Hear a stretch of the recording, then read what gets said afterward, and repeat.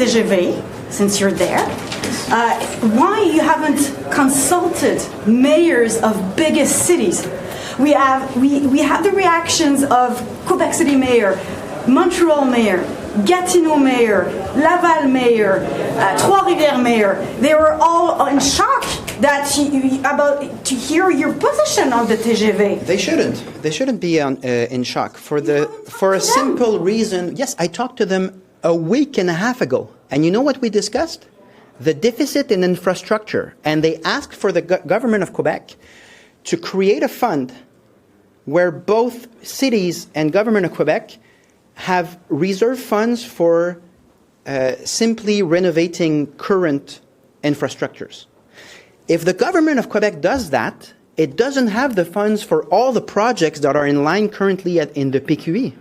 So in terms of coherence, if there's money that is ours coming from Ottawa, in that context, you cannot put $170 or $200 billion in one project that is not urgent, while requesting from the government of Quebec to deliver all new projects and create a fund at the same time to renovate all the 40 billions of deficit we have in renovating our current structure. So it's just a matter of coherence.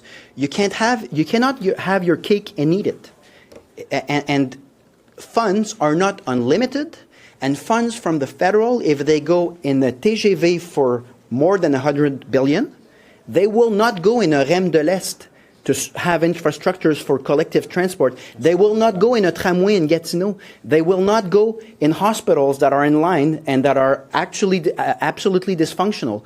So we need to make a decision that is coherent with needs that are legitimate from cities saying we have a huge deficit in renovating our current assets.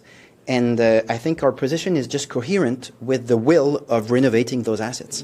What we're before essentially is half of our tax is going to Ottawa, and they want to determine the needs in infrastructure based on their interest and not the democracy and the needs of the population in Quebec.